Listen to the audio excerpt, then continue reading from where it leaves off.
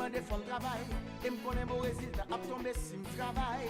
M'pas découragé, non, pas blaguer. Puis la vie c'est sacrifice, il m'a défendre travail. Et me connaît mon résultat, a tombé si me travail.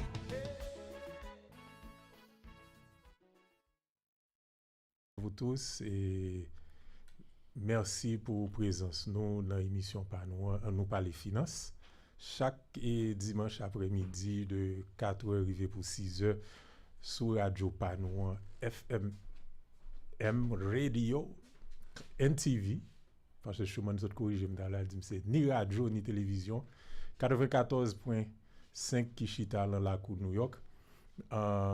C'est aucune chaîne plaisir pour moi-même, John Alexis avec nous.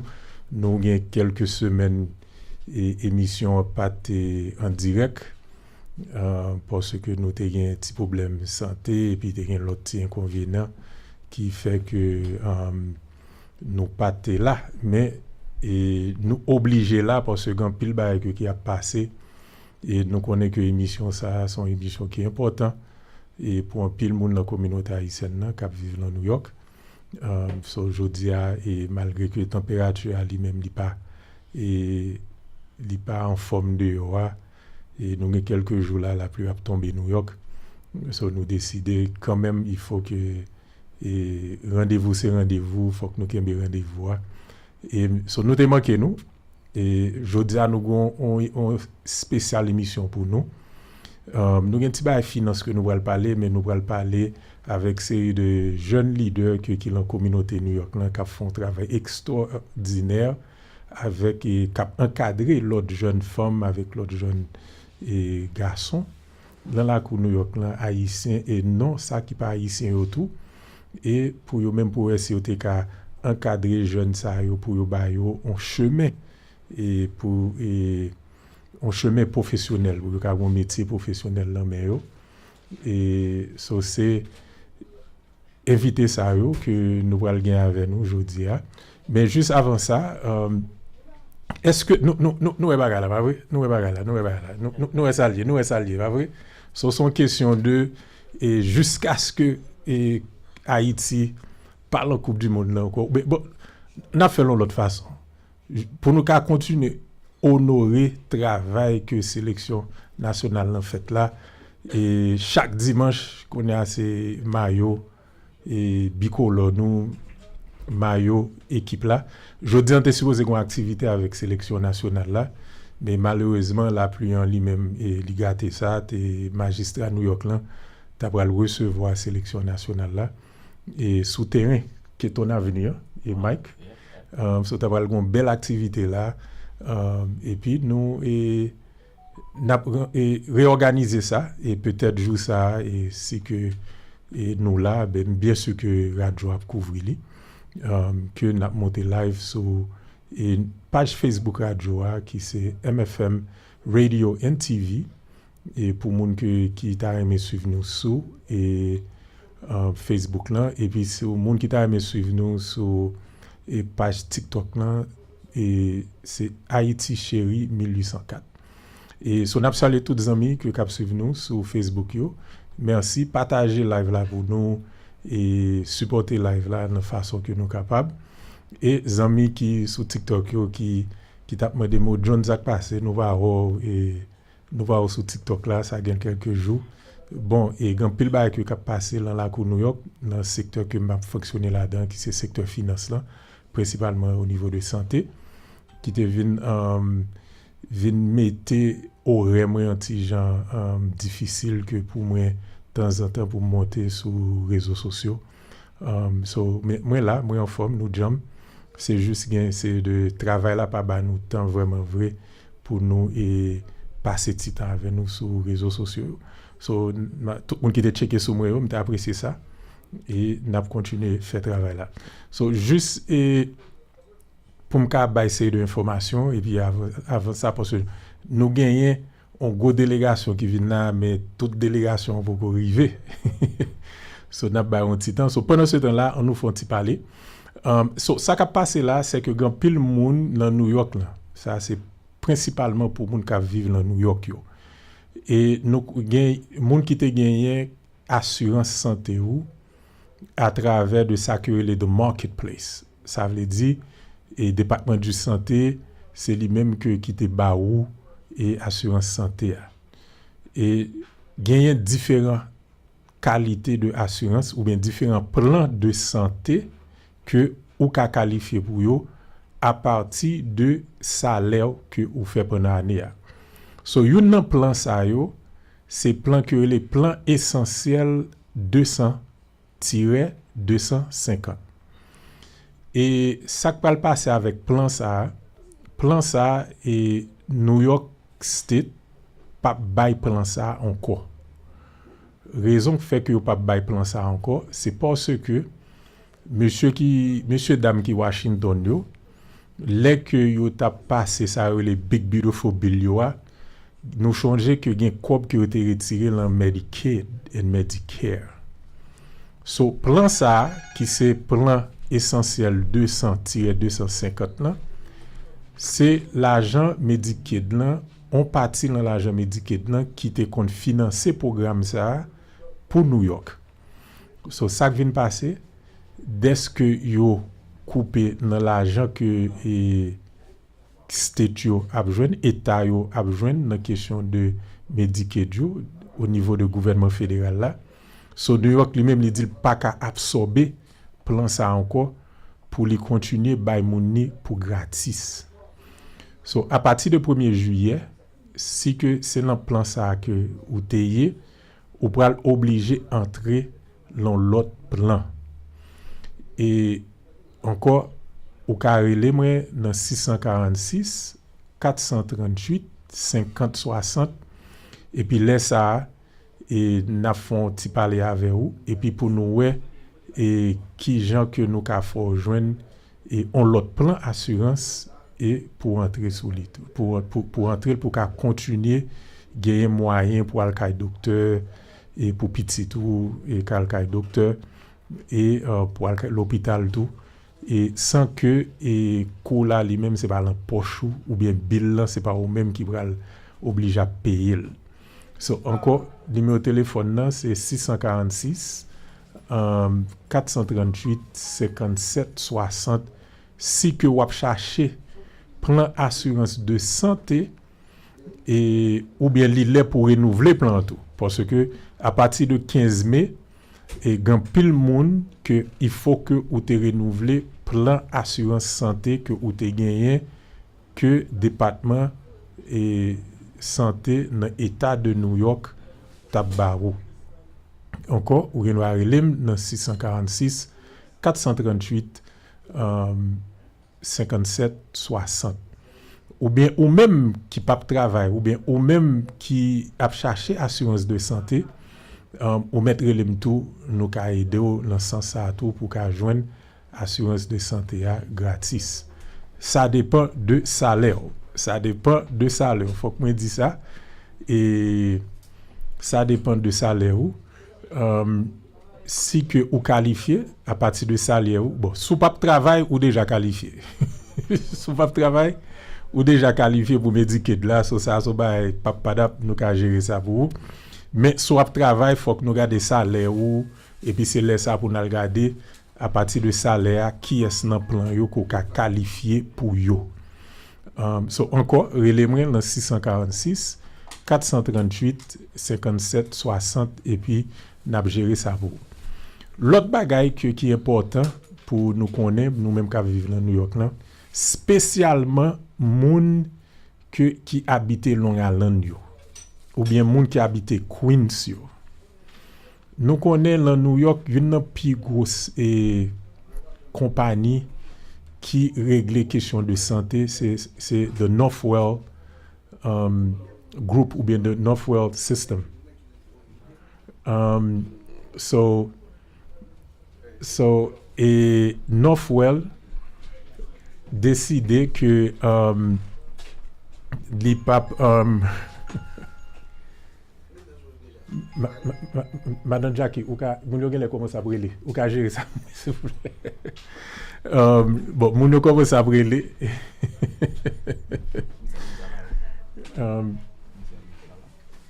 Schumann ça fait que nous pas mettre Keyboard mettez frère là?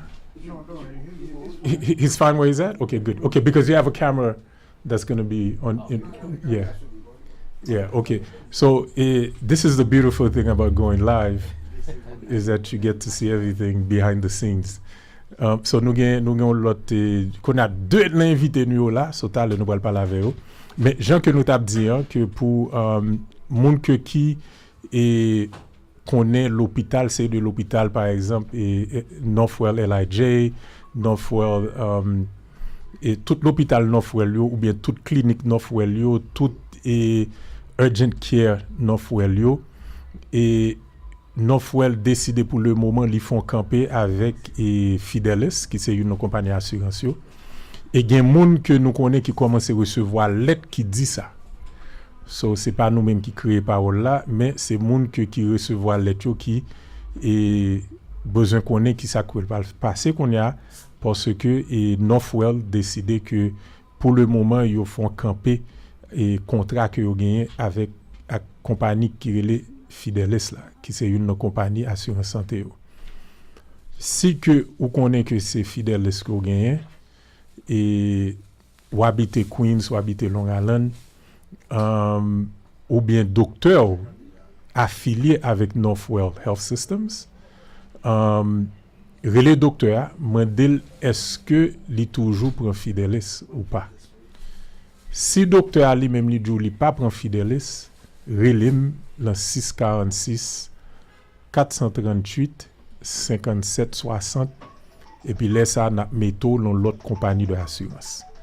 D'abord relais docteur mandel s'il continue prend Fidelis là, s'il pas prend Fidelis là, laisse au relim dans 646 438 57 60 là et puis laisse ça même métaux dans l'autre compagnie pour ou pas gagner interruption dans assurance santé. Nous connaissons que en pile dans nous et pas qu'à fonctionner sans que nous pas gagner assurance santé.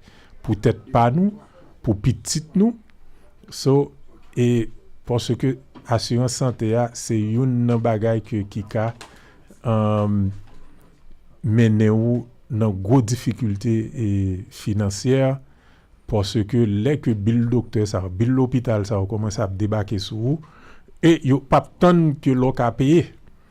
C'est là où besoin comme là pour payer ou bien y a gâché crédit ou et nous connaît que pays ici ou pas qu'à fonctionner sans que ou pas gagner un bon crédit.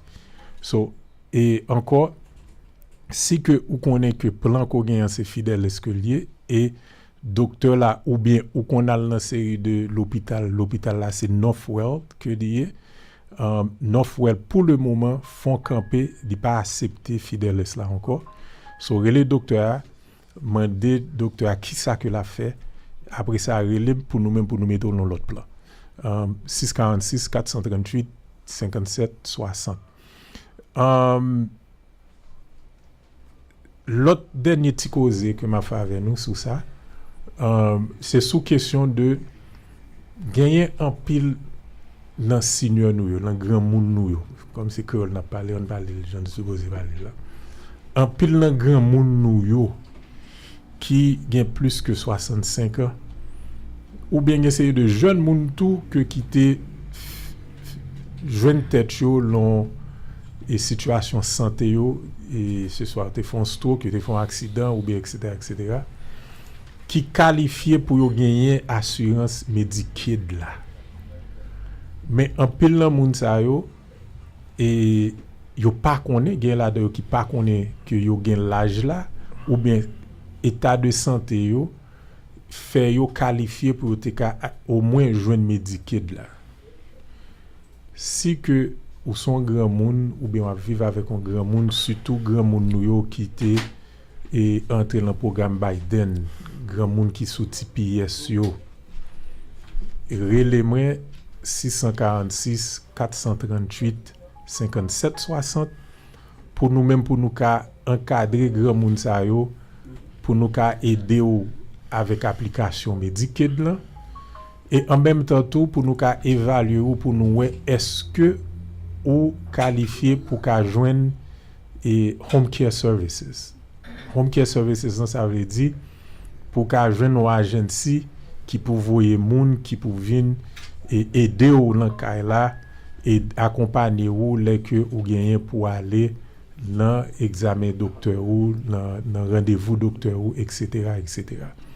So si parents second parent qui 65 ans dit pas de quoi appliquer pour Medicaid, relève nous ka aider dans sens ça tout, non seulement n'a aider l'appliquer pour Medicaid non, mais en même temps tout n'a font évaluation pour nous voir que s'il est qualifié pour recevoir série de l'autre service et puis à travers de home care services là n'a organisé ça pour lui. So c'est information ça yo que moi te voulais partager avec nous aujourd'hui, mais encore comme nous gagne et inviter nous et nous pour aller passer à inviter eux rapidement et pas connaître que si capitaine déjà paré ou bien si capitaine va pour une petite pause musicale et puis après ça juste pour bon temps pour organiser l'équipe là. OK, so on a pour une petite pause musicale, monde qui sont encore sur Facebook là partager pour nous live là live là monde qui sur et Facebook yo sur TikTok yo fait même bagarre en tout et partie ça nous pas essayer faire en anglais bon n'a fait ni anglais ni créole c'est parce que you invité ou li pas haïtien et c'est anglais que li parler so n'a essayer faire travail là et ni en anglais ni en créole pour li ka sentir l'ambert. OK, so Captain Jackie n'a pour une petite pause musicale et puis après ça n'a tout.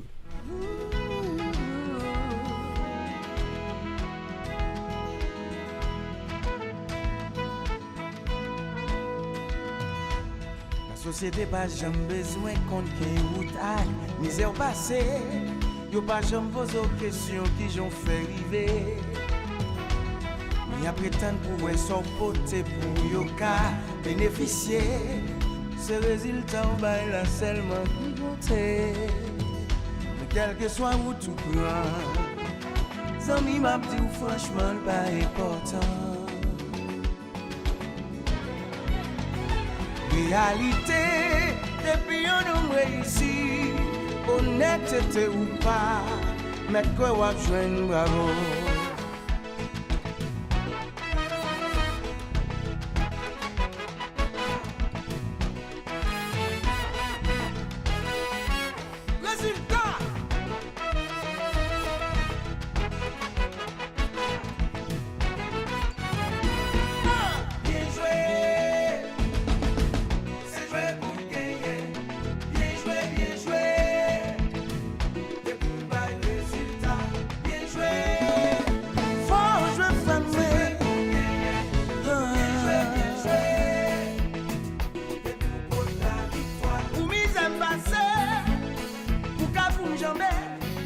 La vie c'est sacrifice, il des femmes travail. Et me connaît bon résultat, à tomber si me travail. Pas décourager, non, pas blaguer. La vie c'est sacrifice, il des femmes travail. Et me connaît bon résultat, à tomber si me travail. So we're talking like okay. It's gonna be live. Voilà. On est de retour et so n'a dit tout le monde qui branché yo. C'est émission pour là ça, on parle finances. Et avec serviteur ou John Alexis avec Luc Alex mais Luc pas porter et bien même monsieur gon vieux fièvre là cap saccagé so et mais nous te vle pour nous te et faire émission aujourd'hui so me dit n'importe gens que la riaille parce que température New York là pas en forme et nous quelques jours là la pluie a tombé et nous te ouais que nous absence nous te manqué et fanatique nous. So nous t'es obligé et jodi à nous faire émission so mais nous t'ai gagné l'autre amis tout que nous était obligé à payer reschedule avec eux so aujourd'hui à faut que nous t'ai qu'un rendez-vous yo parce que grand pile travail qu'a fait dans communauté haïtienne dans New York là que qui est important que pour communauté à connaît et ça que nous voulons tout raison que nous t'ai fait émission c'est nous t'ai voulu encadrer et jeunes surtout jeunes qui sorti en Haïti qui étaient entrés dans le programme Biden ou bien jeunes qui étaient sorti dans l'autre pays qui étaient passés sous frontière. Et puis c'est de jeunes tout qui étaient déjà là dans le pays, mais qui anti-gens, ils ont perdu, ils pas connaît et qui direction que pour faire avec Vio. So nous-mêmes nous t'es toujours et voulons pour nous partager connaissance là, parce que si communauté a c'est l'emmène nous que lire on a parce que en pile ancien yo aller yo pas laver nous encore ou bien yo pas qu'à faire travail l'argent que était qu'on fait là yo passer nous maillette là so faut que nous-mêmes faut que nous faire travail là et puis pour nous préparer l'autre génération pour nous-mêmes pour nous passer yo maillette là tout. So nous gagnons et un jeune garçon que lui-même qui sont jeunes professionnels et ça c'est une bail qu'on après l'émission ça et tout le monde que n'a présenté ce sont des jeunes professionnels haïtiens malgré jodi à nous américains avec nous mais c'est de jeunes qui grandissent dans la communauté à même genre avec moi que ces petites communautés à même genre avec moi même genre avec Captain Jackie so c'est Michael mais moi le Mike moi le Mike. So Mike lui-même il a plusieurs chapeaux. Mais je dis parce que Mike faut que toujours parler de chapeau professionnel ou. Oui. OK, faut que me parler de chapeau professionnel ou et parce que l'important. Ça fait que l'important Mike fait partie de New York City Police Department, NYPD. Mais en même temps tout, il fait partie de une plus ancienne organisation que nous-mêmes dans la communauté New York là, que nous gagnons, qui c'est HALIFO, c'est Haitian American in Law Enforcement.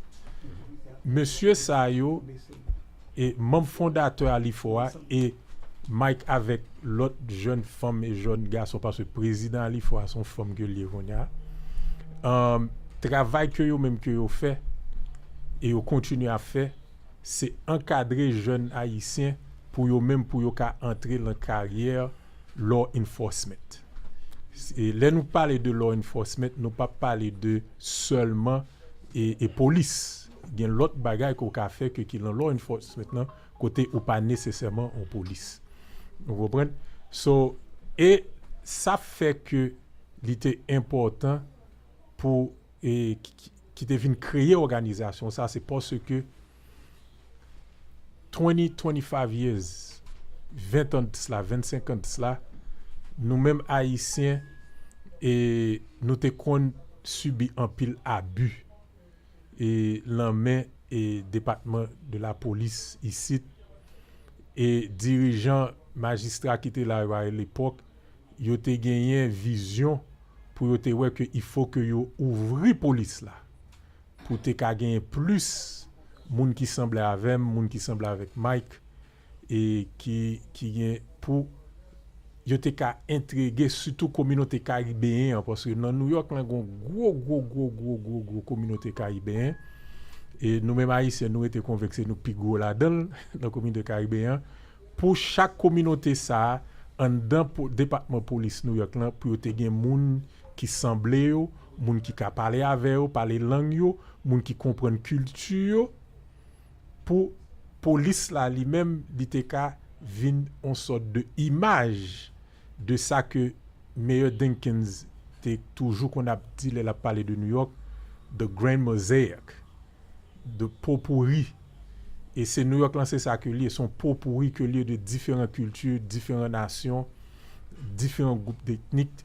So et Mayor Dinkins avec toute l'autre magistrat qui vient derrière après lui t'es besoin que département de la police pa yo t'es semblé avec moun que yo là pour yo protéger et servir.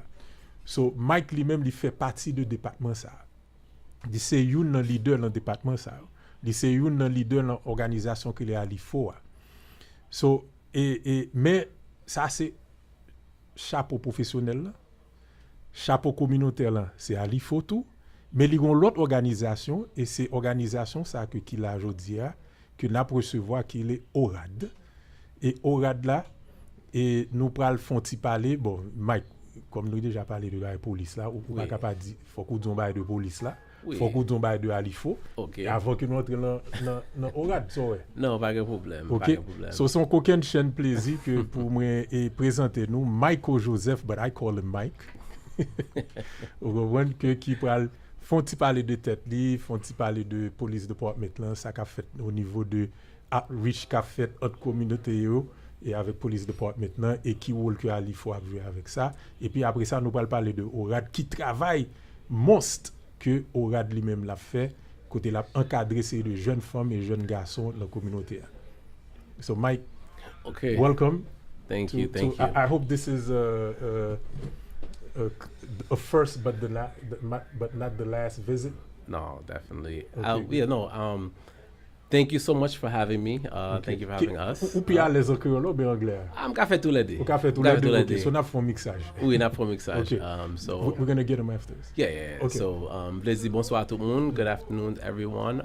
Moi là, c'est Detective Michael Joseph. Moi, travaille dans NYPD, dans Community Affairs. So, travail que moi fais dans Community Affairs, nous aidons toute communauté. Nous aidons toute communauté net. Noirs, blancs, Jamaïcains, Africains, toute communauté. Et puis, nous travaillons dans Brooklyn South. South Brooklyn, c'est 13 precincts qui là-dedans, Coney Island, Flatbush, Canarsie, Bay Ridge, to name a few, Diker Heights, to name a few. So, et ça me fait on a day-to-day basis. Nous fait un pile programme, nous fait Career Day, palag géniaux. Nous un pile fois c'est géniaux comme si qui les perdent direction, yo qu'on a problème, so ça nous fait nous essayer depuis on a problème, nous find ways to redirect them. Gain explore program, gain cadet program, gain programme pour yo comme si qui ta kembe yo busy, kembe yo active, côté yo pap join gang, yo pap faire violent crimes parce que géniaux depuis nous capable joindre yo pi bonnet la bon pour communauté, la bon pour famille et puis la bon pour yo là yo grandi parce que yo cap un exemple pour l'autre yo cap venir. So ça me fait depuis gain different initiative, nous demander jeunes qui ça yo veut faire. Des fois yo veut jouer basketball, yo veut jouer golf, yo veut n'importe ça yo veut faire. Job nous c'est prendre idée yo et puis faire les réussir, bring it to life. Et puis des fois pas qu'on gain ressources, but nous joignent temps comme si nous collaborer avec l'autre organisation, surtout Halifo fait un pile travail dans la communauté. Nous qu'on fait back to school drive, nous qu'on we feed the community, let's say holidays, nous fait bring toys to the kids that are in need. So nous faisons un pile travail dans Halifo et puis dans différents events qui qu'on fait dans la communauté.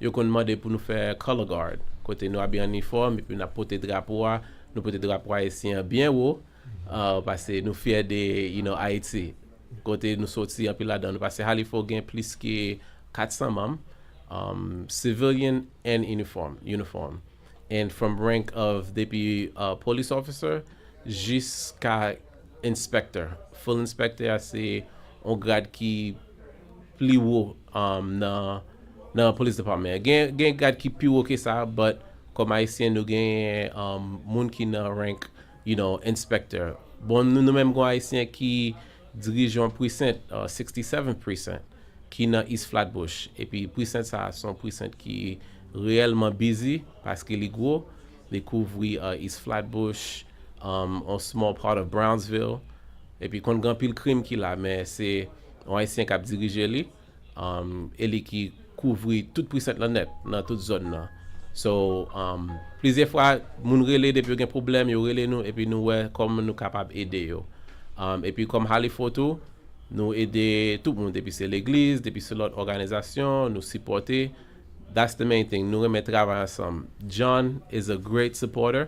Depuis nous relé li est toujours là. Les là comme si il aider nous comme le sponsorship, il aider nous comprendre des finance which is very much needed et puis même kounya dans ça n'a fait Depuis moi les gens, il est toujours available, il est toujours là pour les supporter et puis il bonne idée pour nous voir comment nous capable faire bagaille en marché. So nous bien contents que nous là avec nous aujourd'hui. Nous voulons continuer faire travail là, nous voulons faire travail là plus grand, nous voulons comme si have a farther reach, comment nous capable aider moun et puis dans le programme là n'a expliquer comment on a fait travail ça et puis comment on a aidé moun joindre travail parce que nous connaît travail si on bagaille il pas facile les moun là mais depuis nous a une idée comment pour gagner différents certificats que nous aider moun joindre travail et ça cap bon pour communauté la bon pour moun et puis la bon pour famille tout. So Mike gros travail que Ali faut qu'on fait surtout pendant l'époque summertime là. Oui. C'est the mammogram truck that you guys qui vient faire screening, the cancer screening. Yes. Que qu'on a fait. Oui, nous et puis on va parler de pique-nique là. Pique-nique, oui, nous fait Family Day. Family Day. Oh yeah, nous là pour toute journée. Parce que pour tellement nous travaillons. Ouais. Mais nous besoin support. Nous besoin pour collaborer plus. Nous voulons remercier Illinois, our elected officials. Parce que grâce avec eux-mêmes, comme si programme where mammogram truck là, c'est nous gagner I think dans zone là c'est 4 assembly member and city council women. Council member Rita Joseph, Mercedes Narcisse, Farah Lewis. Et puis nous avons assembly women Witness Bishop. Oui. So nous partenaires avec depuis ces monde comme si qui capable aider nos jeunes sociaux, nous partenaires avec eux et puis moi c'est une elected qui était aider nous faire démarche pour nous joindre mammogram truck là côté moun te ka vini fait screening for cancer and other medical needs. Yeah. Et ça qui est intéressant et l'était pour ni garçon ni pour fille. Yes. Parce que il y a plein de monde qui pense que cancer de sein, breast cancer, ils pensent que c'est fille seulement qui fait breast cancer. Même changer c'est dans un événement ça que m'était là et c'est là ça que nous t'a pas prendre tout que un garçon tout que qui fait cancer dans sein yo. So les important que les nous tendez mode de activité ça a fait dans communauté pour nous supporter activité ça yo, supporter organisation ça yo. Parce que yo vraiment vrai yo gagné communauté a et dans cœur yo gagné c'est chercher que y a chercher tout ça que qui bon pour communauté pour un cadre de communauté il faut que nous inviter yo et l'autre gros chai que nous toujours gain sous nous même police haïtienne nous c'est époque carnaval là parce que toute chai haïtienne yo moi que c'est nous même ces policiers haïtiens yo qui toujours là cap assurer que chai fini cortège là parce que c'était une époque avant Alifo et chai pas jamais qu'on fini parcours yo toujours fait au dévier mais nous ouais que depuis que Alifo lui même il vient entrer sous béton que tout défilé tout jazz haïtien toujours défilé complet et sur tout parcours carnaval là et c'est nous mêmes qui toujours assurer que pas de dérapage qui fait pas de via arrestation tout que qui fait parce que problème qui te gagne étranger yo là où laisser frapper yo pas connaît que son bail culturel que yo pense c'est goumé monsieur a goumé mais c'était un aspect de culture partie de culture le carnaval. Oui, mais nous pas prendre tout crédit parce que c'est tout département net mais yo travaille ensemble avec nous.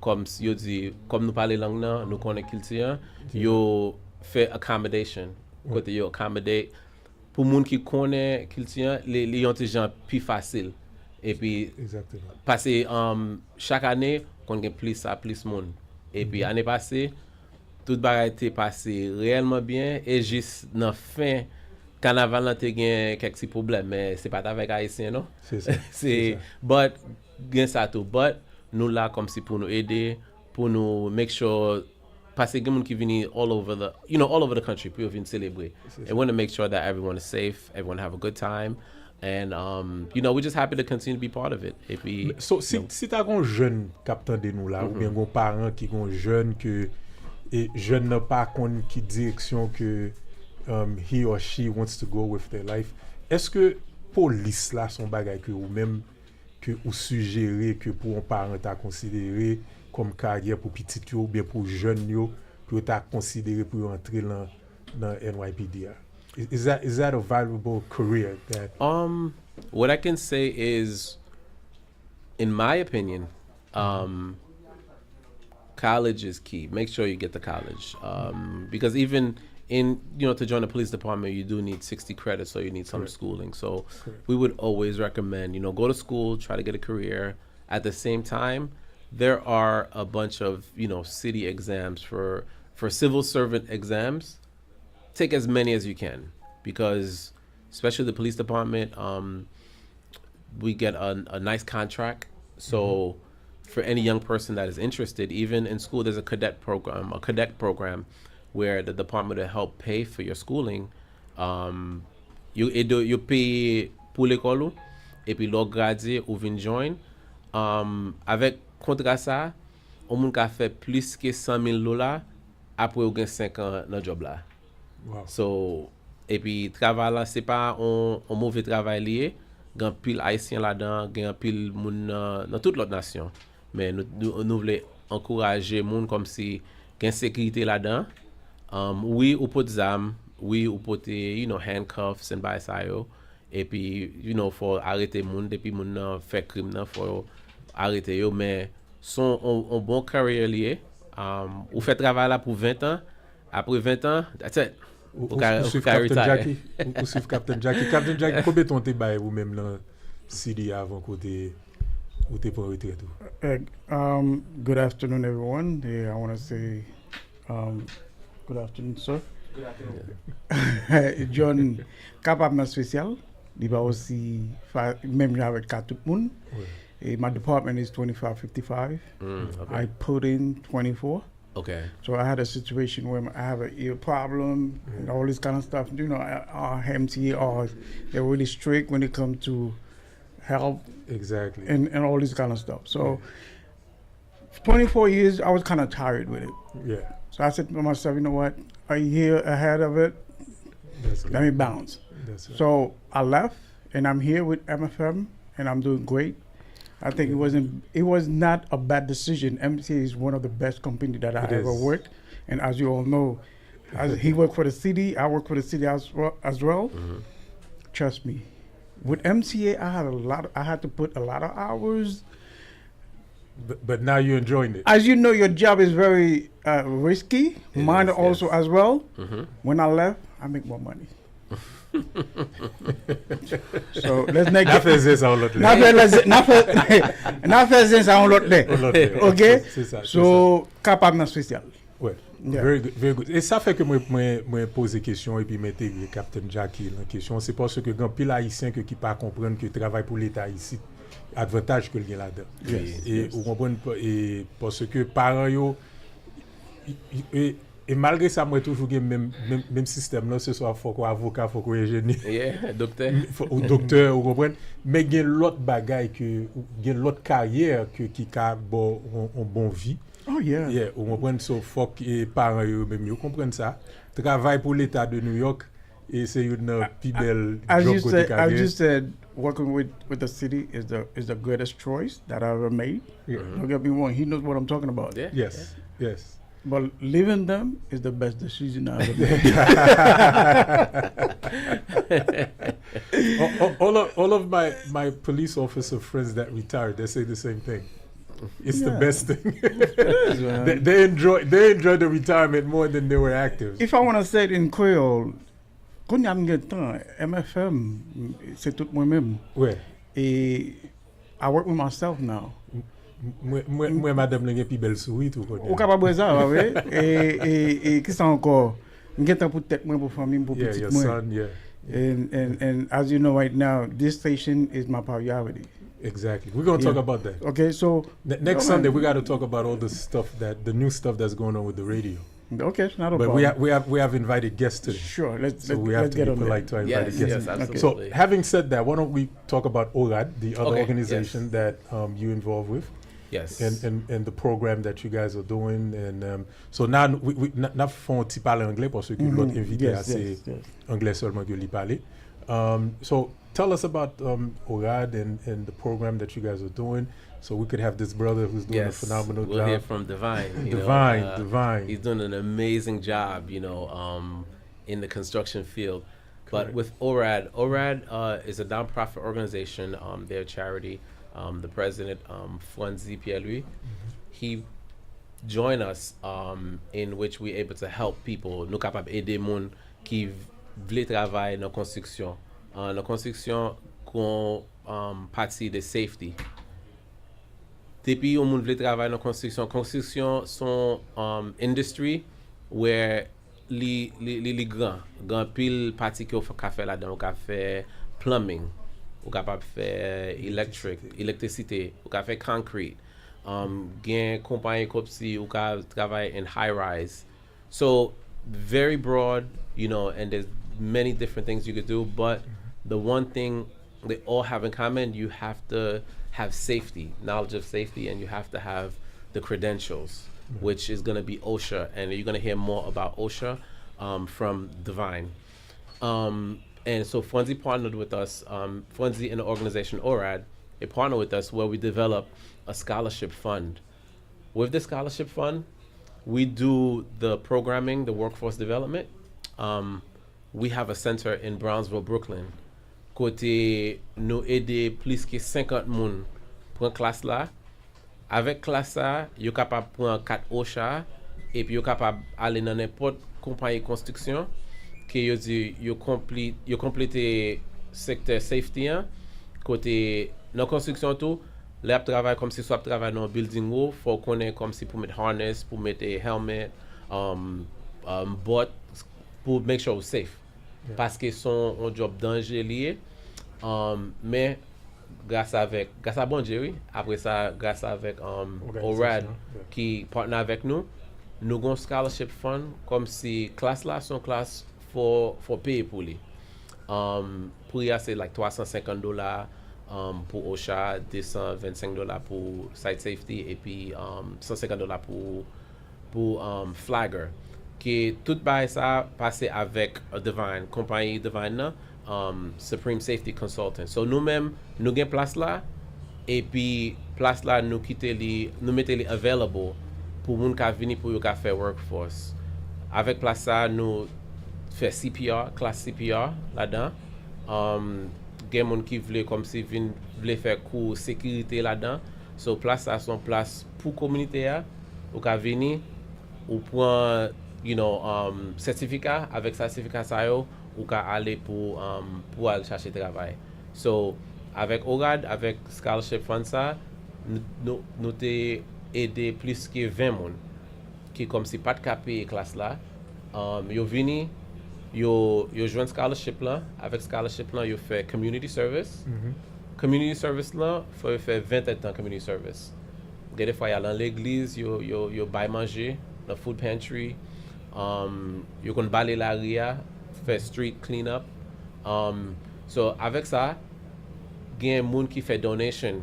You fait donation avec ORAD towards the scholarship fund. With that scholarship, they're able to take the course with Divine and get their credentials where they be able to find work. And thanks to you, John, as one of the sponsors that's helping make it possible for people to come in and take these classes and to gain employment. It's making a big difference in the Brownsville community, East Flatbush community, Canarsie community.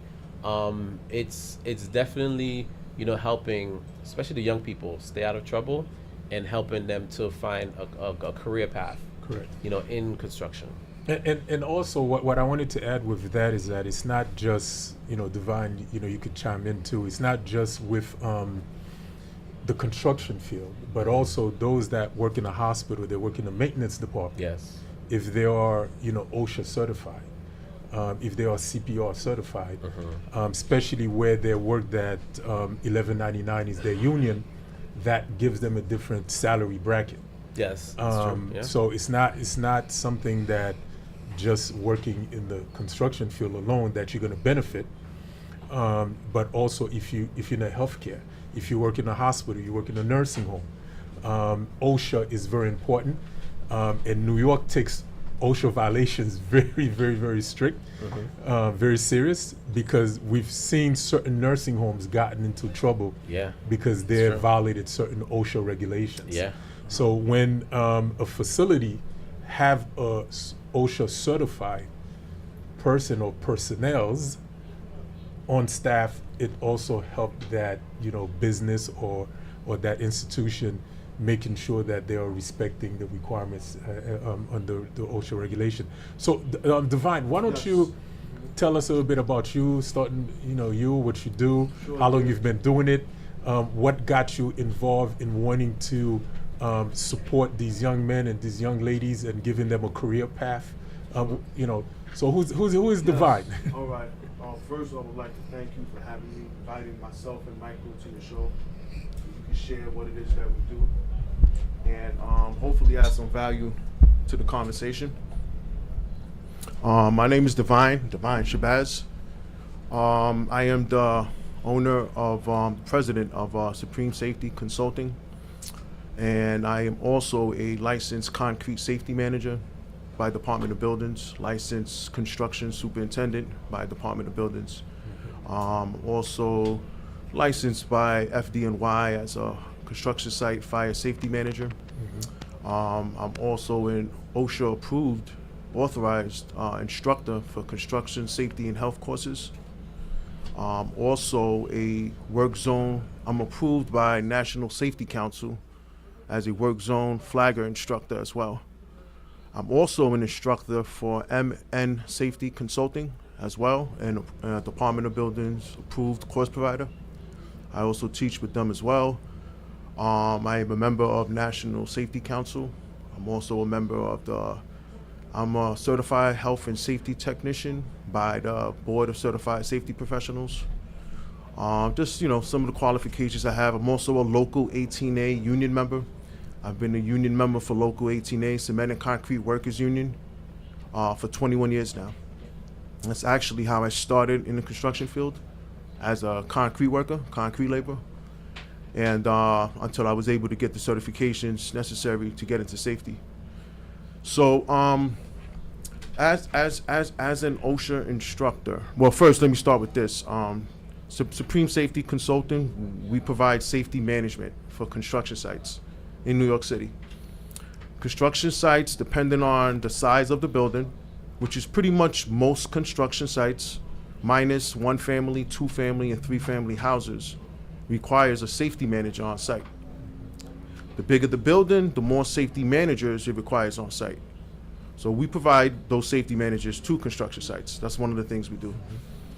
Besides providing safety management to job sites, construction sites, we also teach OSHA 30 courses, construction safety and health course, right? You mentioned that the hospitals require OSHA. That is true, right? OSHA is a federal institution that governs workplaces, right? Not just construction. It actually splits up all the workplaces into 4 categories.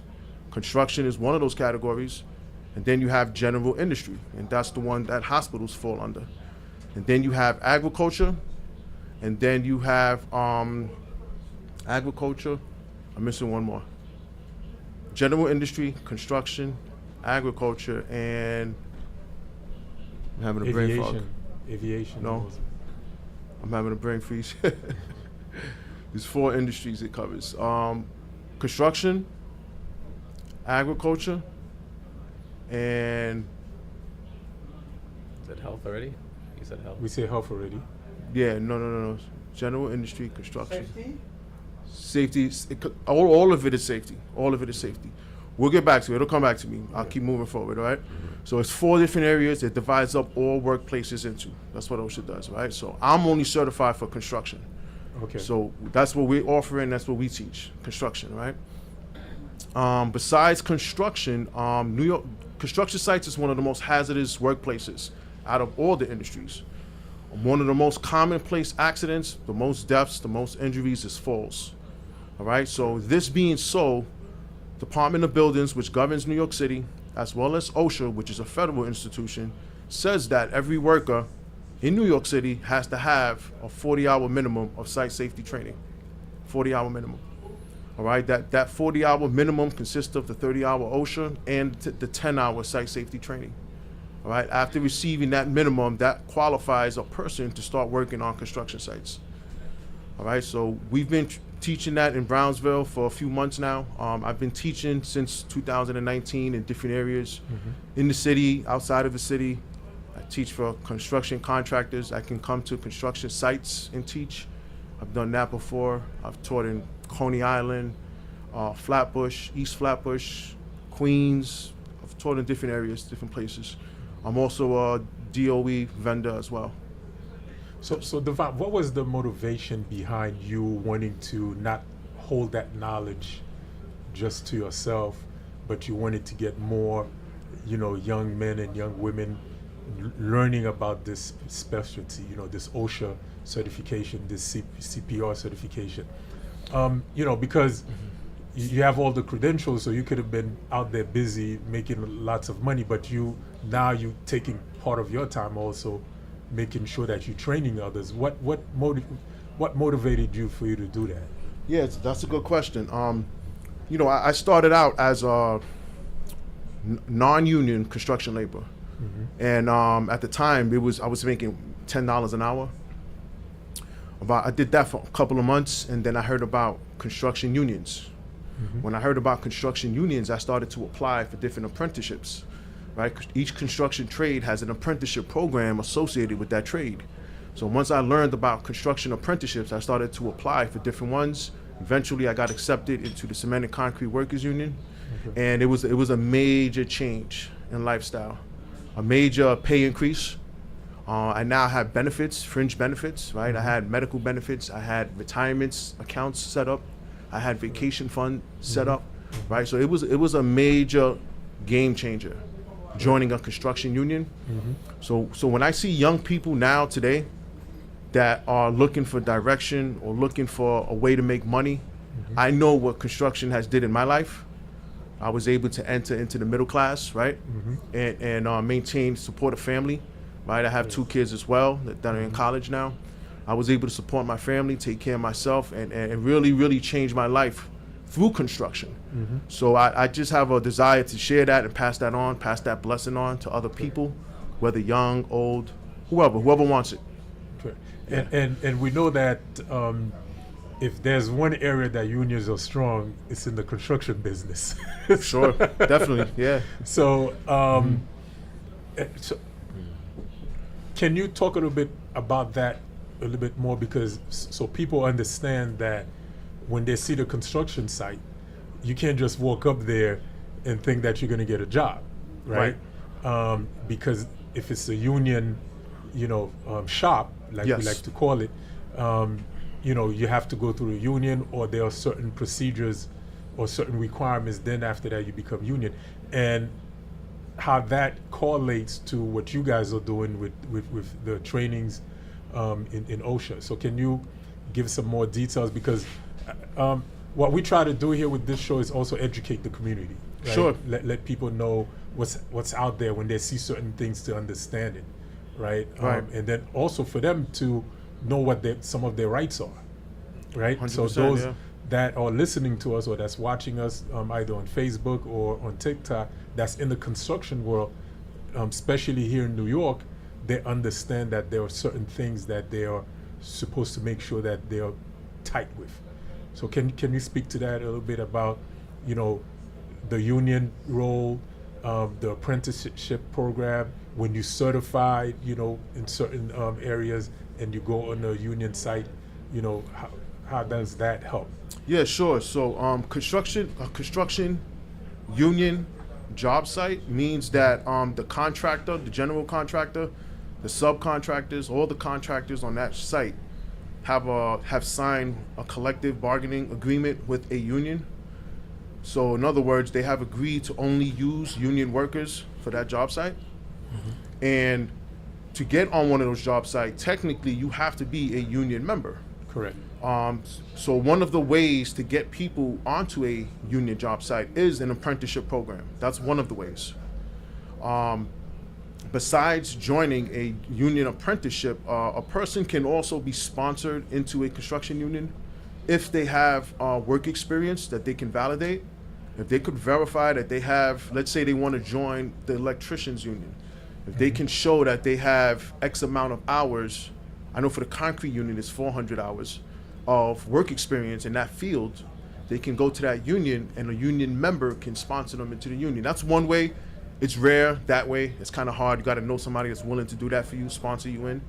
But the more common way would be an apprenticeship program. And apprenticeship programs, they're if you go onto the Department of Labor website, if you put in the search engine apprenticeship opportunities, all the current apprenticeship opportunities that are open at the moment, it will pull up on the screen. For New York City, you got to filter it for New York City because it gives you the whole state, right? And you can find apprenticeships that are currently open, and it gives you a detailed explanation for how you apply, where you got to go, the dates, the times, what's the requirements, what do you need education-wise, do you got to take a test, physical tests, everything you need to know about how to join that apprenticeship is in that link when you go into the Department of Labor website. Okay. Yeah. So let's go into a little bit more details with the program that you're running. Right. What are the requirements if somebody wants to get involved with that program, right? Right. What are the requirements that they gotta have? Sure. So to sign up for an OSHA class, one, you have to provide ID. You have to provide legal ID, right? Preferably something from the state with a picture on it of you, right? You have to have ID. Besides having ID, there is no legal age requirement to take an OSHA class. Okay. However, we have to be realistic. If you're too young, it's unlikely that a contractor will hire you. Correct. Right? So the youngest I've seen someone on a construction site is 17 years old. Wow. Right? Yeah. So the only thing with that, the only dilemma with that is if a person is too young, if they're under 18, it's a possibility they did not graduate high school yet. And kind of don't want to promote that, people not graduating high school, even though some people take that path. They take working as an alternative to going to school. But depending on the situation, yes, someone under 18 can take an OSHA class. I normally do not like to accept anyone under 17 because they're a little too young unless there's exceptional circumstances. Correct. Yeah, because the OSHA card is good for 5 years in New York City. Very so good. Technically, even if someone is 16 years old, they could take the course, and by the time They're the 21. card expires, they could still use Yeah. it, right? Because they still have 3 years left on the card. Correct. So if somebody that's listening to us, they want to join, so how do they get involved? Is there a waiting list? Because the last time I visited you guys, I saw you guys at a packed room, and I know that you have another class that's coming up or that's already in motion, or do you still have seats available? So if somebody is listening and they want to, take the class, Right. so how do they get in contact with you guys, for example? Yeah, sure. So we do have the next OSHA class that's starting is on June 11th. June 11th is the next OSHA class that's starting. In order to register, you can check out the website www.supremesafetyconsulting with an ing at the end .com. www.supremesafetyconsulting.com. And on there you can see the OSHA flagging classes available, the bookings, the dates, and you can register your seat right there on the website. Right. And this program, this training is a training that you guys do throughout the whole year. There's not like it's not like something you do for 6 months out of the year. It's something that for the whole year the program is on.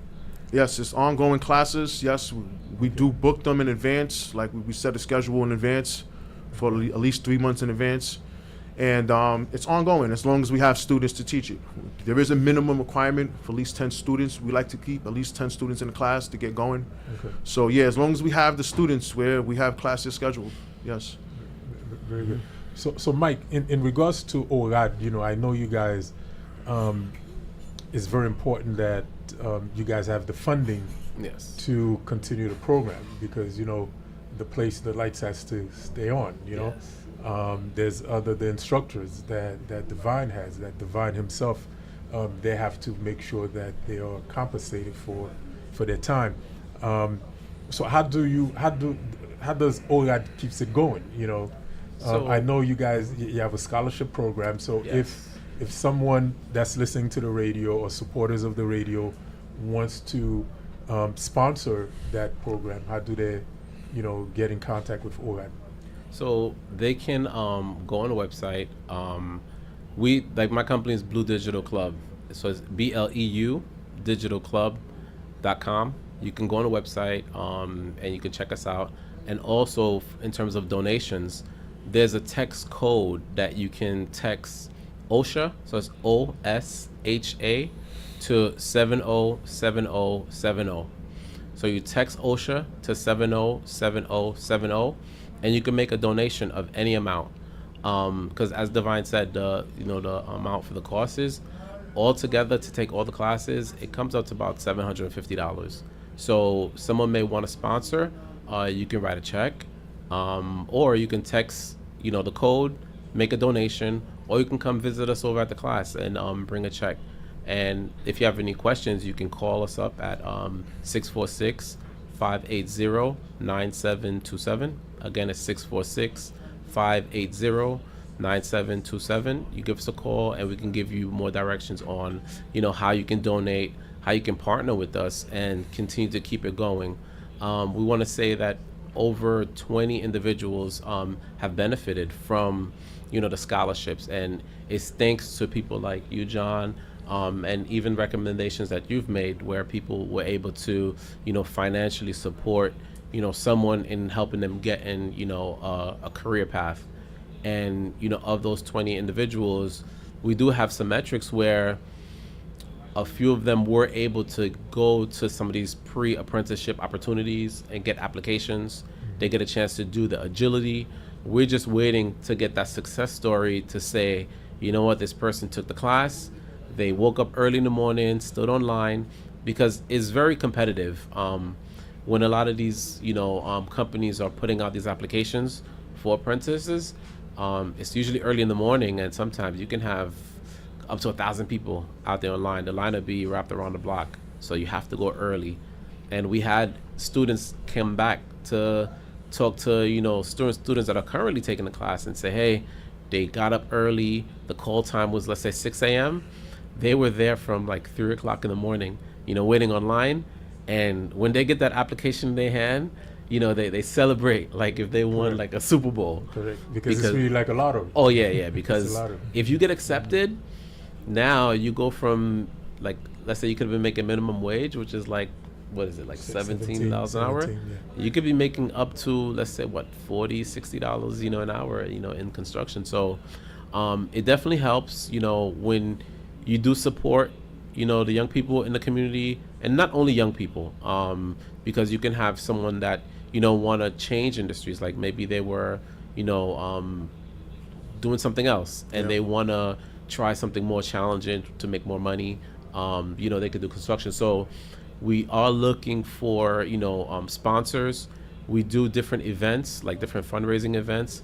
We do have an event coming up June 18th. It's going to be around Juneteenth. So the theme is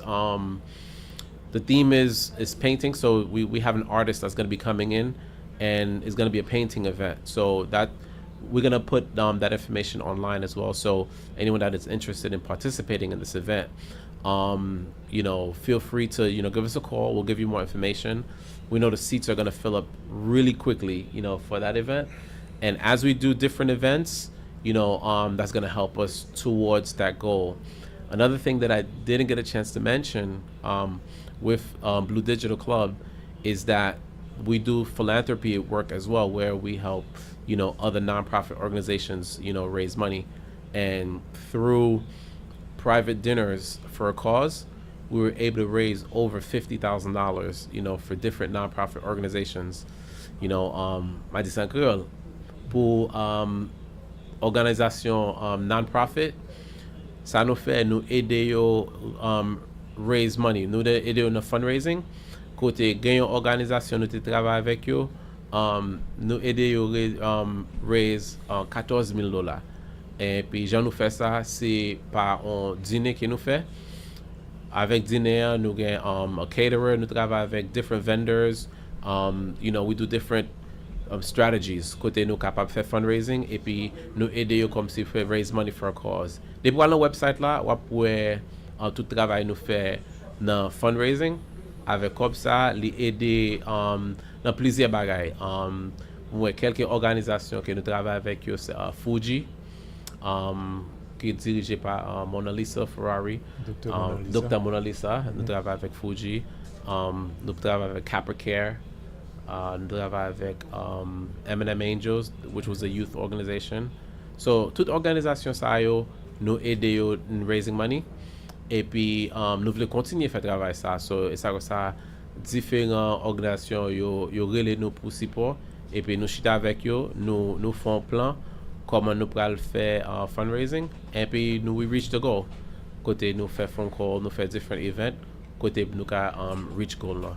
Mais Mike, les que on moun bay une donation à ORAD, oui, à organisation ça, est-ce que son donation que yo ka collecté tax deductible donation que lié, oui, yo ka réclamer donation ça dans les que a fait taxe. Yeah, me content on dit ça parce que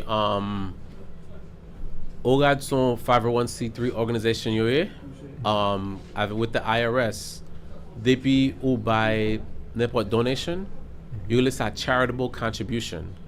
Avec charitable contribution, il y a des gens qui font un peu de donation, ils font un peu de supporter différents non-profits et puis les fin année, les fait tax, ils pas connaître qui ont un crédit pour donation ça yo bail là. So ORAD so une organisation qui depuis bail donation, ou a besoin un récit qui leur fait tax ou a besoin un crédit, créer sa charitable contribution.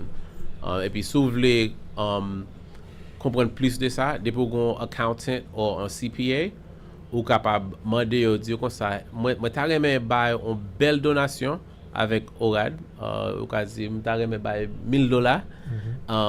Qui bénéfice ça fait pour moi depuis m'ta fait donation ça et puis accountant ou abdou comme ça, l'offre fait donation, make sure que organisation you're registered as a 501c3 organization et puis you're capable de les fait taxe et puis pour jouer un crédit ça. So et comme t'as là c'est en anglais nous t'a fait au premier partie bon okay. Juste pour et mon yo ka comprendre exactement qui côté que nous et organisation qui les ORAD là sont organisation qui dans communauté haïtienne là qu'on équipe jeunes professionnels mettez tête ensemble pour yo mettez en organisation à but non lucratif côté pour yo encadrer jeunes femmes, jeunes garçons dans communauté pour yo ka ba yo série de formation et yo commencer avec secteur et construction qui en même temps tout formation que yo ka travailler avec dans le secteur construction, secteur santé et par exemple moun k'ap travailler dans l'hôpital, moun k'ap travailler dans et nursing home etc. Mais et Mike, nous avons l'autre bagage que nous pral porter là que semaine passée à même avant avec OK. So et Captain Jackie dit il faut que nous prenions une petite pause là pour nous payer bill lumière et so n'a font petit camper avec radio et puis n'a retourner et pour nous et clôturer l'émission tout à l'heure. En même temps tout pour nous cabaye et Mike avec devant nos petites chances pour bon petit bloc. So Captain Jackie à vous.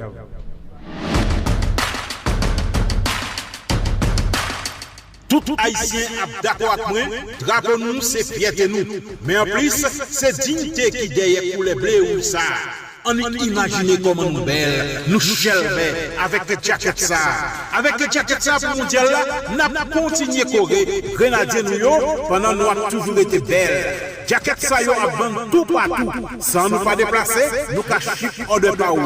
Relais Jackie sur 929 272 82 56, Schumann sur 347 948 04 94 ou bien Philippe Moussignac sur 718 682 34. Pour mondial ça, nous devons habiller avec jacket Haïti. Zami, avec jacket Haïti sous nous devons faire chelbe. Poubelle ou belle. Calico, fait chelbe, nous c'est Haïti.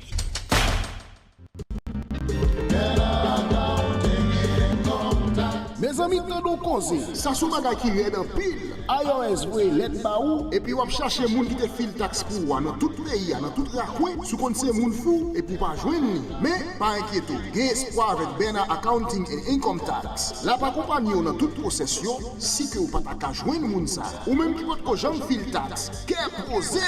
Li pa jam trop temps pour ou avec Bena Accounting and Income Tax. La for fil taxe ça nan ven nan doit devant derrière mais avec un pile principe. Et puis nous toquer tête un pile l'autre petit voisin tout. Oui, on a ben accounting and income tax a accompagner sélection nationale de football là, c'est comme ça tout l'a accompagner pour capable bien chita dans affaire income tax surtout. Dans période ça yo, surtout New York, cause taxe sous trop important pour n'a blaguer nan mais amateur, qu'a fait jouer tête kouti moun, remettre dossier à bail Bena Accounting and Income Tax. Ou pas regretter tande, jeune Bena Accounting and Income Tax installé dans 1507 Carterview Road, Brooklyn, New York 11226 and Marlborough Road. Gardez bien oui, en face Q-Train. Ou capable de nous dans 718 462 66 22. Gardez le nom ou venez ranger encore pour vite bam tax. Eh bien c'est Income Tax lié avec Bena. Oui, mon rêve. Et m'a joué un résultat.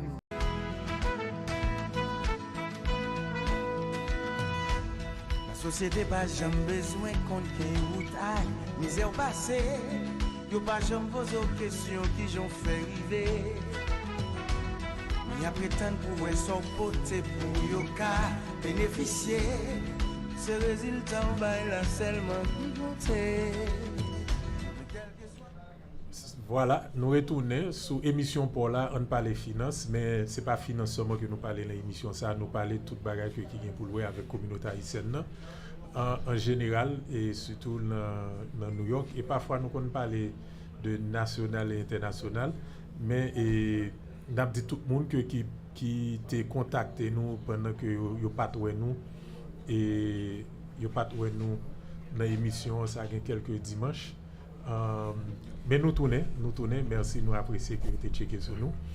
Et le numéro de téléphone pour les gens qui t'a voulu relayer, c'est 718 971 44 31 et 718 971 44 31 ou bien 347 432 et 31 26. So nous, je dis à nous avons une chaîne et deux gros potomitan garçons, jeunes garçons qui sont communautaires, une c'est haïtien, l'autre c'est américain qui a fait travail ça, qui a aidé nous faire travail ça, qui c'est encadré jeunes. Organisation et c'est ORAD lui-même ça que vous fait training pour jeunes qui a fonctionné ou bien qui t'a aimé fonctionner dans le secteur santé et secteur construction. Mais en même temps tout, si par exemple qu'on a travaillé dans l'hôpital, on travaille dans le maintenance department dans l'hôpital là, ou bien on travaille dans le nursing home, le maintenance department, nursing home là, sous le kitchen là tout. Formation que y a là, li cahier d'auto parce que yo fait non seulement OSHA, mais yo fait CPR tout. Et nous connaissons que grand pile de mesdames qui fait CNEO, yo ça c'est une bagage que yo apprendre tout, c'est CPR là. Mais ORAD lui-même ça que lui fait, il connaît quoi son coût qui coûtait $750. Yo même yo essayé ouais si yo te capable des bourses. Yo parler avec ces de business dans communauté hein. Yo parler avec ces de monde qui qu'on habitué supporter différentes activités dans communauté hein, pour yo même pour yo ka sponsoriser élèves yo. Et pour élèves yo même c'est pas eux même qui chercher $750 pour y aller payer pour prendre formation. So ORAD lui-même li gagne et li vinn là aujourd'hui et yo mandé nous pour aider yo pour yo ka aider plus jeunes dans communauté. Aider yo pour yo même pour yo ka kembe avec programme là. C'est pas programme ça seulement que yo voulez faire. Yo dans l'autre programme yo c'est bon, c'est moi qui l'a monsieur dans bagage ça pour bien dire nous, monsieur pas dans bagage ça.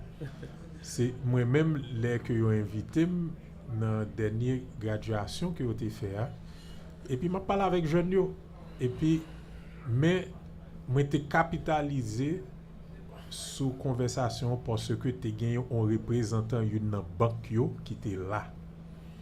Et nous t'ai commencé conversation, nous t'ai dit jeunes yo combien de nous là qui t'ai gon carnet banque. Vous changez ça Mike. Oui, yeah. Nous dit combien de nous là qui gon carnet banque.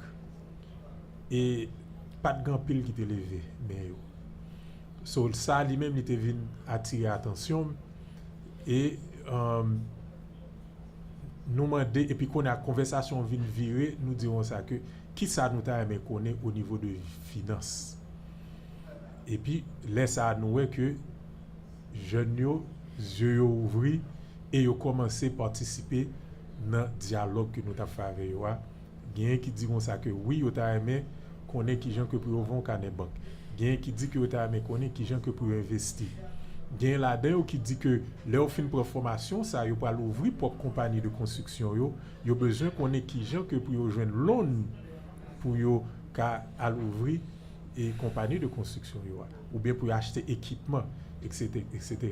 So après ça même avec Mike nous vinn chita nous dit comment ça passé on nous chercher l'autre amis nous yo qui financial planners moun qui travaille la banque et l'eau qui lui-même qui fait taxe pour business etc.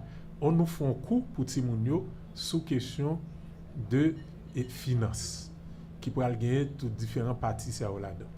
So non seulement qu'on y a là au rad lui-même li vinn a bay OSHA classes, CPR classes mais qu'on y a li pral entrer dans question de pour aider ti moun yo avec éducation financière qui gens pour yo et set up business yo etc.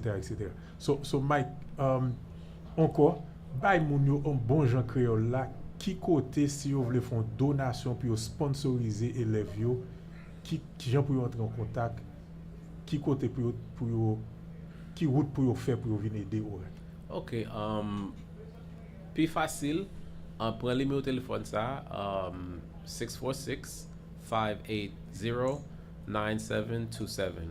Again, it's 646-580-9727, and we'll give you directions on how you can make the donation or how you can sponsor. Or you can send a text message to you text OSHA OSHA to 707070. So text OSHA OSHA to 707070. And you'll contribute towards that scholarship fund that's going to help students to be able to take these classes. Hopefully it's going to help them to get a job, in construction. They'll get their credentials. We are located in Brownsville, Brooklyn. The address is 145 East 98th Street in Brooklyn, New York, 11212. So it's 145 East 98th Street, Brooklyn, New York, 11212. So Divine, yes, for those who have construction businesses in the community that's listening to us or that's watching us on Facebook, Instagram, and TikTok, if they want to, how can they partner with you after your students take those training, the OSHA training and the CPR training? How can they get in contact with your program so they could probably apprenticeship that they could give? What are the requirements? Like those, especially those mom and pops, sure. Construction companies. Right. If they want to get involved in this program, what are the requirements in order for them to get into the program, have access to your students for apprenticeships Sure. and so on and so forth? Yeah, so any employer in construction that's looking for new workers, most employers are. The people we are teaching are not everybody are newcomers. Some of them are experienced guys who already been certified. Certifications do expire. They have to refresh it, renew it. So we have skilled people and unskilled people. So these classes are always a resource for employers to get new workers. It can be as simple as them reaching out to myself or Michael. Again, the business phone number is 917-728-8827. That's for Supreme Safety Consulting. If you go to the website, the rest of the contact information is in there as well, www.supremesafetyconsulting.com. And you could just, it's as simple as reaching out to myself or to Michael, and we can set something up. As long as everything is done correctly, you know, workers are being paid what they're supposed to be paid, minimum wage, the minimum, right? Correct. Everything has to be on the books. There's a lot of, you know, illegal stuff that goes on in construction, so we can't partake in none of that.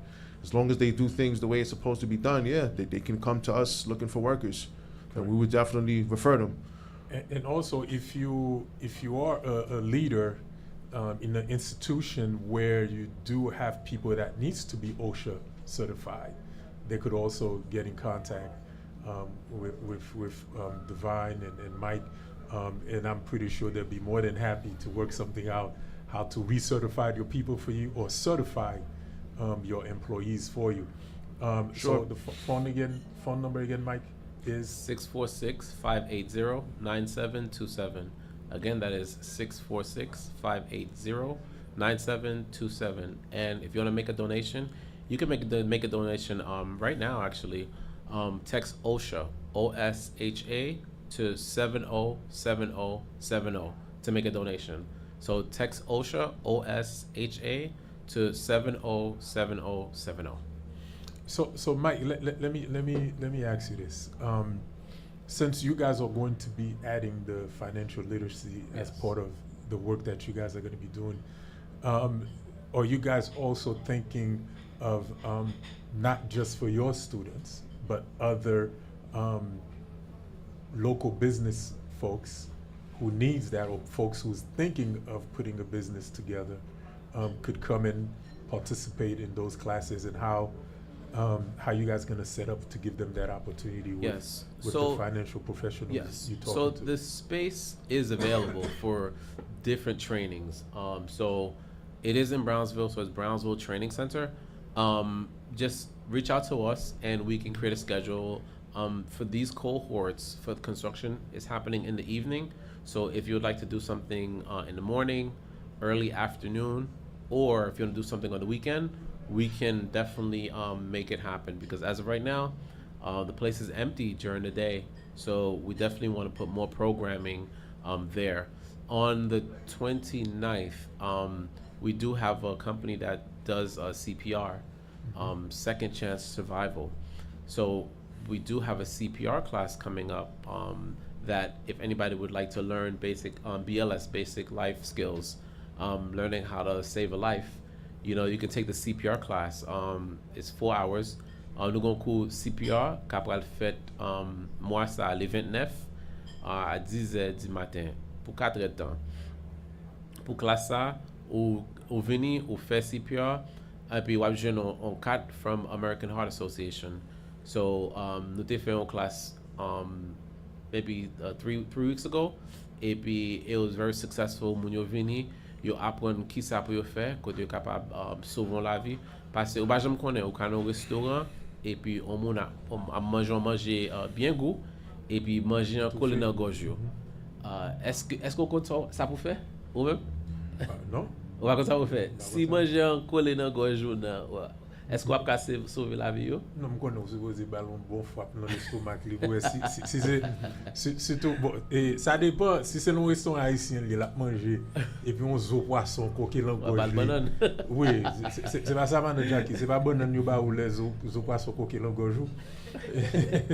Mais si son bout de griot, là faut qu'on fasse CPR. So faut qu'on fasse CPR. L'important parce que et quand on dans restaurant, but ou capable la caillou et puis est capable en famille ou est capable en monde qui proche avoir ou yo ka dans piscine et puis yo boire de l'eau, ou voulez, you have to be able to. And it's one of the requirements. If you own a restaurant, it's one of the requirements that somebody on the restaurant must know how to do CPR, because I believe so. Some restaurants they have it posted. Yeah, they have the instructions on how to do like the Heimlich maneuver. Exactly. They they teach the students that in school.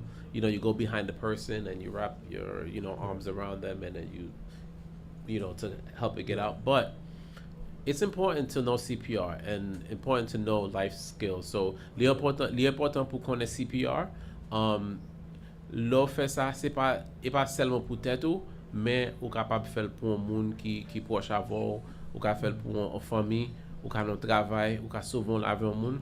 Et puis, you know, Moun yo konnen disposer tout. yeah.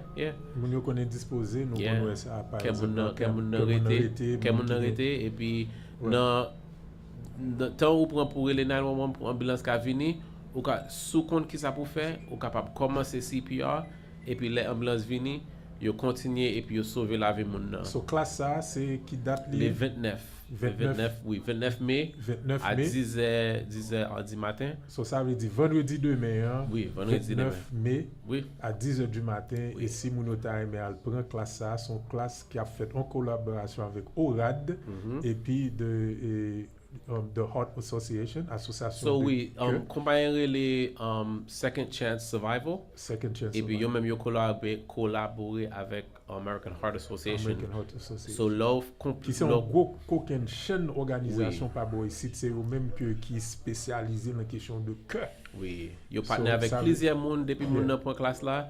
L'argent 4 là pas venir dans nos Second Chance Survival. 4 là venir dans nos American Heart Association. So qui veut dire un coup qui est réellement important. Les pas prendre toute journée là juste pour 4 temps. So 4 temps ka bo skills pour ka sauver la vie. Et haïtien pour ba li besoin connaître c'est gratis ti chéri lié. Non. Combien quoi li va coûter? So courant c'est $80 comme vous avez 80 graines piastres. 80 graines piastres. C'est ça. Et puis bon bagay là tout gain scholarship available pour ça tout. So pas gain en pile parce que faut plus business participer là. Plus moun donner. Plus moun qui donne, c'est plus scholarship ORAD capable buy. So parce que ORAD aide en pile moun fonds qui était là, les vinn diminuer. Okay. Ce qui veut dire nous pas tellement capable buy en pile scholarship, mais gon ti bagay quand même. Même quoi après émission ça, believe que n'a gain at least 20 moun. C'est qui ça. va faire donation. Surtout businessman qui gagne réclame dans radio. Businessman qui gagne réclame dans radio. Si nous chaque te prend 5 élèves pour nous sponsoriser dans le programme ça en collaboration avec ORAD, Radio Mfm Radio Caraïbe n'a mandé businessman yo qui gagne réclame pas boy site là sponsoriser projet ça en collaboration avec Radio ORAD pour nous encadrer jeunes yo dans question de formation pour yo apprendre CPR là, formation et sous question de finance là et puis formation tout sous question de OSHA. So, relais Captain Jackie et qui businessman yo k'ap koute nous là, relais et Philippe Moussignac, mais principalement tout relais et Mike. Dis-moi le téléphone donc Mike. 646-580-9727. 646-580-9727. And you can text OSHA, OSHA to 707070 to make a donation. Text OSHA, OSHA to 707070 to make a donation. So our local business owners that's watching us on Facebook Live, that's watching us on Instagram and TikTok, if you're in the New York State area, or even if you're not, but you believe in the work that Divine and Mike is doing in helping support our youth, our young, to give them direction, give them a career path, not giving up on them, but to show them that there are people in the community that cares about them, that want to see them succeed, that want to support them to accomplish their dreams, whether it's to work in the construction field, later on to have their own construction companies, whether if they are in the medical field and they need that extra certification that's gonna help them get a great salary, or if they are just starting their business or they're thinking about money, how to manage their money, because that is one of the biggest problems we have in the Black and brown community. Nobody ever gave us the knowledge on how to manage our money, how to invest our money. When should we open a bank account? Parents, when should you open a bank account for your kids? So that's the work that Divine and Mike and a whole bunch of other brothers you don't see, right? You only seen those two today, but it's an army of young professional men and women who is supporting this work, who's preparing the next generation to make sure that we drop the amount of, for us to stop being the statistics, right? And because now the world is evolving with technology, the youth they're bright. They are very bright, but there are certain basics that they need. And it's those of us who, God bless us, we are still alive, we have great health, we have professional experience, we have professional success. It is our turn to make sure that the next generation follows in our footsteps. So support what these two brothers are doing and the others. Again, the phone number is Mike. The phone number for them to donate. So it's 64 to donate. So I do want to give a shout out because as we're sitting here, it looks like donations are coming in, and I want to give a shout out to Nadej Flerimont. She just made a donation, a really nice donation too. So we would like to give you a shout out. Nous t'aimons bayon, comment dire shout out? Félicitations. Félicitations. Nous disons grand merci à Nadej. Nadej Florimont. You know, I've been trying to get Nadej to come here to talk about bananes. So Nadej Florimont, li gon business dans la communauté haïtienne nan ki rele bananes. Somebody reached out by that name on the website. Okay. Yeah, she did.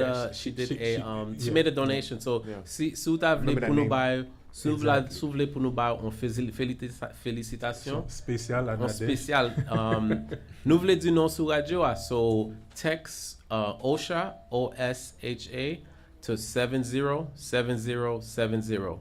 Text OSHA OSHA to 707070, and we would like to give you a shout out on the on the radio. But we have the Nadej avec banane. So Nadej gen gon business li rele banane. So ça que yo fait différent, et yo prend banane nan, yo pèse banane nan, et puis yo fait différents sandwich avec banane nan. Et c'est Nadej qui était premier chef qui te venu avec concept ça. Et Nadej tout lui-même il était écrit un livre sur différentes cuisines que nous gagnons par rapport à différents départements en Haïti. So son phenomenal woman que lié, Nadej real estate investment. So she's a great businesswoman. So merci Nadej pour support ça que ou bay pour et participation pour. So n'a demandé tout l'autre monde yo pour yo suivre dans footstep Nadej. On nous aider jeunes yo. C'est nous-mêmes que yo gagne. C'est nous-mêmes qui pour encadrer yo, surtout si là yo qui fait vini et qui vient faire communautaire vient plus riche pour nous tout, parce que c'est eux-mêmes qui pourra remplacer nous demain. So on nous get en ba yo et connaissance là que yo besoin. So pour businessman yo encore cap côté radio, oui, yo ka entrer en contact avec Mike. Oui. Dans qui numéro Mike? 646-580-9727. Again, it's 646-580-9727. And to make a donation, ou capable faire une donation, bon moi si caméra capter les caméra ka zoom dans ça, you got welly? Captain Jackie is fading away. So again, Divine, we want to thank you for taking time on your Sunday. Yes, sir. To join us. This is an open invitation. Sure. That you could, the show will always be here for you. Sure. For whatever work that you're doing, any support that you need in the community, we are here to support. It's a long-term commitment that we have with you and Mike and all the other brothers. Sure. So Jackie, what is it possible one of the cameras you could zoom this screen? Yeah. Please. Okay. And Yes. John, can I say last few words before we Sure, close out as yeah, well? I was always going to give you an opportunity to ask you work. All right, okay, good. Yes. Great, thank you. The first thing is the industry that I forgot earlier was the maritime industry. Maritime, right? yes. So those are the 4 industries that OSHA covers: construction, general industry, agriculture, and the maritime industry. The maritime industry is any work that is taking place on the water, Yes. right? Longshoremen, Yes. Okay. Yeah, I know that shipyards. was big. I was watching a special on that. Okay. If they didn't have that OSHA, certification, they wouldn't even let them go and see. So if an OSHA inspector comes to a job site and the worker does not have the OSHA 30 in New York City, it's a $10,000 fine to the contractor. $10,000 So it's fine. important. It's Yes. important. So what I want to say is that I want to emphasize a few points. One of them is that not only is it a mandatory requirement to get certified OSHA, site safety training, to work on a job site in New York City, It's but okay. It's okay. people should want to get the certification just for hazard awareness, to correct. increase their hazard awareness. Construction sites are very hazardous. People get injured all the time. People are dying. It's very serious. It's very hazardous. So taking these classes increases your hazard awareness. So that's something I want to emphasize. So that's an added advantage. Another advantage is that the more certifications that a person has, that qualifies them to do different things on a construction site. The more money you make. And the more money you make, exactly. you The make. more certifications you have, the more you're able to do, and the more money you're able to negotiate or qualify for. So what about some of these third-party construction companies?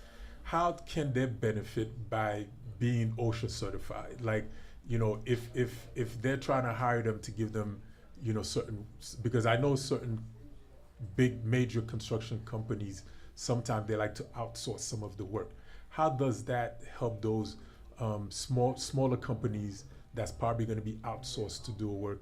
How does having that OSHA certification help them? Okay, so for example, to work as a contractor, you need insurance, right? Insurance Right. carriers do Liability, visit yeah. their clients. Yeah. When they visit their clients, they want to see, are all your workers certified? So Correct. they may ask to see a logbook, right, an orientation logbook that will have all their workers on site, the date that they arrived on the site, the orientation they received when they arrived on site, and copies of their certifications. Correct. So at any given time, an insurance carrier who's visiting a contractor's job site may ask a worker, come here, let me see your ID. And now when he goes to the office, he looks to see if that worker is in the logbook with his certifications, right? C'est ça. So, Just so I could say it in Creole, so question c'est que nous demandé et Divine et qui avantage que on monde qui ont petit compagnie construction et parce que nous connaît parfois gros compagnie construction yo kon embaucher ti et compagnie construction qui fait cap monter yo pour yo bailler au série de travail. So qu'on a question c'était qui avantage que ti compagnie construction ça a gagné les que yo gagné moun que qui certifié dans OSHA. Et ça que li dit comme ça que compagnie assurance yo qui bo assurance que les liability insurance là yo parfois yo kon débarquer sur ou dans côté que ou a fait travail là et puis qu'on a yo mandé employé yo pour yo ouais certification et puis qu'on a yo paraître sur ou yo dit comme ça que ou gen John Alexis qui travaille pour ou là côté certification monsieur. So si que ou connaît que ou une compagnie construction que parfois gros compagnie yo kon embaucher ou pour aller faire série de travail pour yo entrer en contact avec Divine, entrer en contact avec Mike pour yo ka assurer que dans département OSHA que ou couvrir tête tout. Numéro téléphone non ko Mike. Tout autant le pas 6 heures, n'a continuer par le numéro téléphone là. Et puis beaucoup ouais l'autre donation entrée. Ouais. So quelle est bon ouais quelle est forme d'adil en Spanish? 646-580-9727 646-580-9727 and you can text OSHA OSHA to 707070. So text OSHA, OSHA, to 707070 to make a donation. We would love to see some donations come in. Ou capable bailler en donation. Nous t'aimerais féliciter pendant nous radio pour nous capable aider un monde ou changer la vie un monde qui t'a voulu faire cours CPR, qui t'a voulu faire cours construction safety, et puis nous avons l'autre cours passer notre travail pour nous essayer de faire cours sécurité et tout. So il y a différents choses nous avons faire, et puis si tu as besoin d'utiliser place là pour faire une réunion, training, bah ça yo ou bon on call 646-580-9727, et puis nous capables d'aider à ça. Place là c'est une place pour communauté en lié. Nous besoin aider monde, nous besoin aider jeunes, nous besoin aider grand monde, nous voulons aider tout le monde dans Brooklyn. Et encore et by petit pachiche, et c'est pour monsieur yo qu'a continuer by quoi gratis ti chéri. C'est pour ça que n'a demandé donation yo.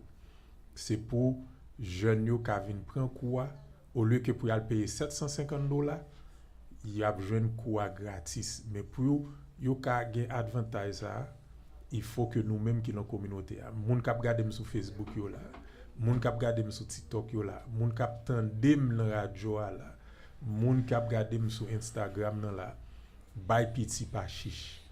N'importe ça que nous bay là, l'a aider pour programme nan li men pour le continuer, pour jeunes yo ka joindre encadrement, et pour nous même tout pour nous ka vinn bay l'autre programme tout. Parce que là nous commencer avec 3 programmes ça yo, OSHA, CPR là et finance là, mais il y a l'autre bagaille encore que nous ka fait. Mais pour nous ka faire côté à faut nous payer, instructeur faut nous payer, faut lumière payer, et seule façon que nous ka faire c'est avec support que ou même cap garder là ou même cap tandem là que nous ka faire. So pour moun qui t'a Remé font participer avec nous la radio. Le numéro de téléphone c'est 718 971 44 31. We have 2 minutes. Okay. I wanted to say one last thing before you. What Divine would like to say a final word. So next week we're going to be back here. Hopefully Lou will feel better. He'll get well soon, and then we'll have some more amazing guests to share what they're doing. And then how are you going to get involved? So yes, so I just want to emphasize that these are paid classes. However, we do offer a scholarship. When people donate, that money goes towards the scholarship, and we're able to offer scholarships to students so long as they qualify, right? And as long as they agree to meet our requirements. One of those requirements is that they have to do community service in return for the scholarship, right? Exactly. And community services, it consists of many different things. It may be giving out food at the church. It may be cleaning up the streets of Brownsville, any areas that look particularly dirty, right? It may be helping out, giving out flyers, different things that they do to give back for receiving a scholarship. That is a part of the program, but they do have to qualify to receive the scholarship. Exactly. So, and the last thing is that, I just want to close out with an old saying that if you give a man a fish, he eats for one day. Right. If you teach a man how to fish, he eats for a lifetime. And I say this all the time. Construction is one of those industries where it's the equivalent of learning how to fish. Once you learn a construction trade, you will be able to feed yourself, your family, and take care of yourself no matter where you go in the world. You can work for someone or you can work for yourself. You can start a business. It's a very lucrative industry no matter where you go in the world. And I end with that. Thank you. So, ça, dernier balan, ça qui est très important que Divine se dit comme ça que les que nous sponsoriser étudiants lui-même, non seulement que le film pour formation, mais en retour, étudiants lui-même, il gagne travail communautaire que pour la faire. C'est pas un film prend quoi, on moun dans communauté en sponsoriser lui, mais faut que lui-même tout lui remettre en bas à la communauté. So, n'a dit tout le monde, c'est un coquin chaîne plaisir que pour nous t'es là avec nous encore de 4h à 6h sur émission pour là on parle finances sur radio pour là 94.5 Mfm Radio Tv. Rendez-vous pour dimanche prochain. Merci et passez un agréable fin de dimanche et je souhaitais que semaine ça apporte un pile succès pour vous en bas protection grand architecte de l'univers là. Kembela. Mettre quoi,